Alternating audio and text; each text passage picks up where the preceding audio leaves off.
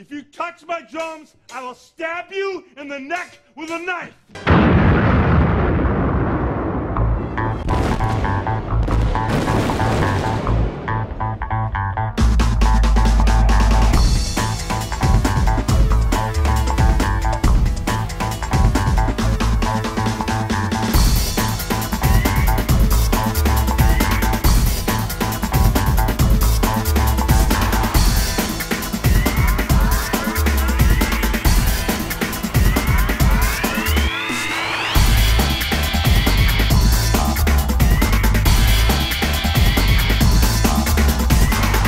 Welcome back to Pop Culture Explosion. I'm Mike Maddock. This is Paul O'Connor. Here at Pop Culture Explosion, we do all the research. We watch the movies. We follow up with the trailers. We put that on a silver platter and give it to you.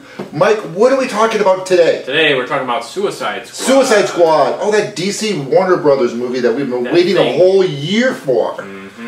Okay, well, let's get... Well, first of all, if there's going to be spoilers, possibly, most likely, yes. Okay, yes, there will be spoilers. So if you've not seen this movie yet, turn the video off, go watch the movie, then come back. If you have no intention of watching the movie, but you just want to watch us, just stick around then. So it's all good. So Mike, let's. Why don't you start? What was your first thought about Suicide Squad? This was a fun movie, a fun popcorn movie. I enjoyed it a lot, actually, and. But let's dig into it a little bit. I thought it was okay. I liked it. It was 2 hours long. It was. I took my daughter with it. She loved it. But I enjoyed it. I'm not crazy about the movie, but I did have a good time watching it as well. Yeah. I think that the script was a little different and a little bit messy. I like what they did with the origin. I think that it was a good character template. They kind of just went through each of the characters.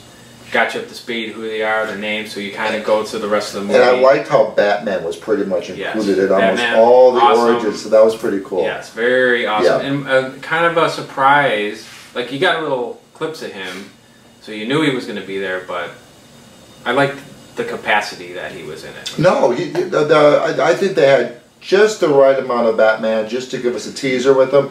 I love the final cut scene at the end with Bruce Wayne.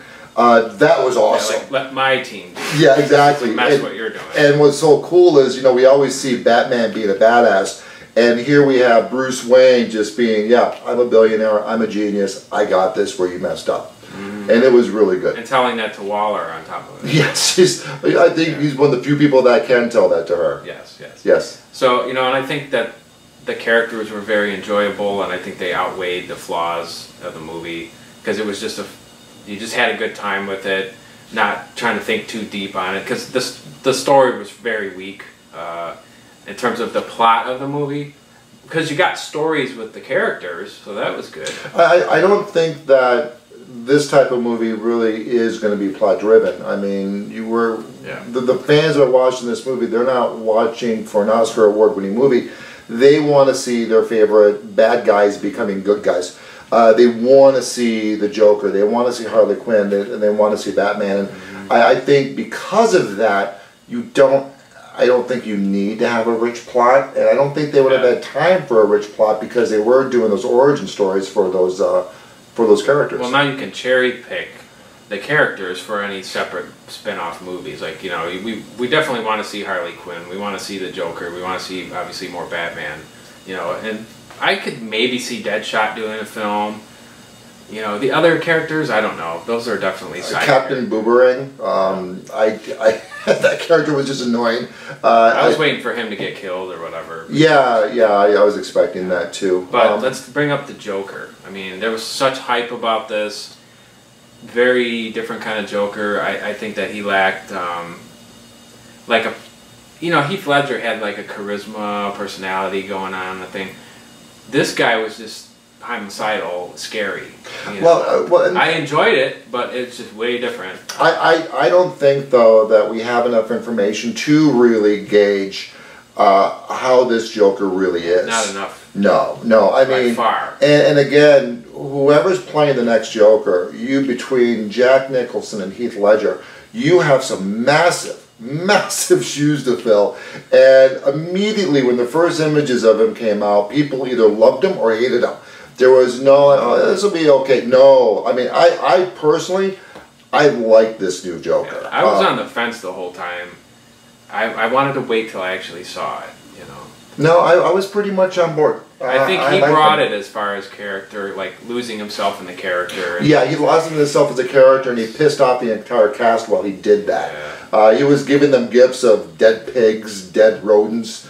He was doing some weird stuff, messed up, weird stuff that the actors sort of really dislike him during the shooting of this film. Harley Quinn, she was the highlight. She nailed it. I loved her accent. Loved the little things about her collar, looking for her pudding. She was awesome. The elevator scene where she's beating the crap out of those two creatures, awesome.